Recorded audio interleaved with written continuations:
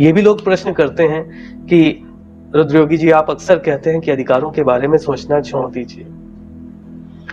अगर अधिकारों के बारे में सोचना छोड़ देंगे तो शोषण होना प्रारंभ हो जाएगा। सत्य बात है कि यदि आप अपने अधिकारों के बारे में नहीं सोचेंगे तो आपका शोषण होगा।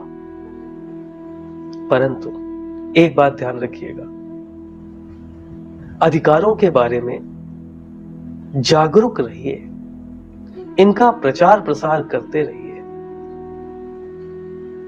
और समय आने पर जब ऐसा लगे, और ध्यान रखिएगा, जब आपके पारस्परिक संबंध इतने प्रगाढ़ हो जाते हैं तो आपको अपने अधिकारों के लिए कभी स्वयं नहीं लड़ना पड़ता।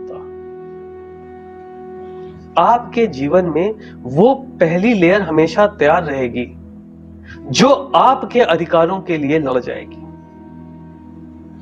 जब आप प्रारंभिक लेयर, मतलब पहली सतह कौन, जो आपके निजी संबंध हैं, चाहे वो किसी भी क्षेत्र में, चाहे वो व्यक्तिगत संबंध हो, कार्य क्षेत्र के संबंध हो, आप एक बार इस चीज को करके देखिए कि अधिकारों से ज्यादा कर्तव्यों को प्राथमिकता दीजिए। यदि आप कर्तव्यों को प्राथमिकता दे रहे हैं तो आपको सभी जगह प्राथमिकता स्वयं ही मिलेगी। यह आपको सोचने की आवश्यकता ही नहीं पड़ेगी। एक प्रयोग करके देखिए, यदि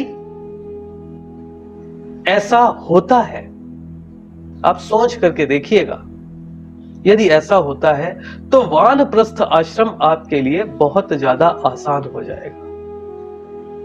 हम एकांत से भय खाते हैं। एकांत डरने का नहीं, आत्मिक समीक्षा करने का विषय है। और यह प्रण कर लीजिए, जो युवा मेरी बात सुन रहे हो उनको तो यह निश्चय कर लेना चाहिए कि आज के बाद वो अपने निजी कार्य किसी से नहीं कहेंगे, वो स्वयं से ही अपने सारे कार्य करेंगे। उनका जीवन अनुकरणीय बन जाएगा। सारे काम स्वयं से करिए। आप कितना भी थके हो, आपका शरीर सक्षम है। यदि आप युवा हैं तो आपका शरीर सक्षम है। आप कितना भी थके हो, एक गिलास पानी पीने से पहले अपने सभी बड़ों से जरूर पूछें, क्या आप पानी पिएंगे? इस प्रकार जीवन शैली बना करके तो देखिए। ये जो भगवान कृष्ण ने कहा है 14वें और 15वें श्लोक में कि सुख और दुख धीर व्यक्ति के लिए, उन्होंने जो बातें बताई धीर व्यक्ति होने के लिए, उन्होंने कहा कि आपको वानप्रस्थ आश्रम का भी संकल्प लेना चाहिए यदि आप धीर पुरुष हैं, और आप अपने जीवन में कष्ट को भी उतनी ही प्रधानता दें जितना आप सुखमय जीवन को प्रधानता दे रहे हैं। यदि आप इस तरीके से रहेंगे, कष्ट को प्रधानता देने का मतलब क्या? यदि आप सक्षम हैं तो किसी प्रकार का कष्ट नहीं, लेकिन यदि आपकी आयु प्रौढ़ता की ओर है और उस समय भी थोड़ा थोड़ा कष्ट वहन करके आप स्वयं के सारे कार्य स्वयं से कर रहे हैं, तो आप मोक्ष के अधिकारी बन रहे हैं। कुछ नहीं करना है और कुछ भी नहीं करना है। स्वयं की अंतिम श्वास तक देखिए, ईश्वर रूठे हो, कोई बहुत बड़ी शारीरिक व्याधि हो, चेतना ना रहे, उसकी बात मैं नहीं करता। परंतु यदि चेतना है और जब तक आप पूरी तरीके से अक्षम नहीं हो जाते, तब तक प्रयास यही होना चाहिए कि कितना कम से कम मैं किसी और से कोई भी मदद लूं। ये मैं कोई नई बात नहीं बता रहा। आप में से बहुत सारे लोग और लगभग सभी लोग इस बात के लिए संकल्पित होते हैं, लेकिन व्यवहार में आने में यह संकल्प समय लगता है। हम कहीं से भी लौट कर आए, सबसे पहले हमारे जो वाक्य निकलता है, जरा एक गिलास पानी पिला दो भाई। आप सक्षम हैं तो स्वयं से पीजिए। स्वयं से जब आप अपना कार्य स्वयं से करेंगे तो आप वानप्रस्थ आश्रम को जीते रहेंगे साथ साथ। क्योंकि जब आप घर लौटकर आए, घर पूरा परिवार आप सबको देखकर प्रसन्न हुए, लेकिन आध्यात्मिक रूप से आपने संबंध विच्छेद कर लिया।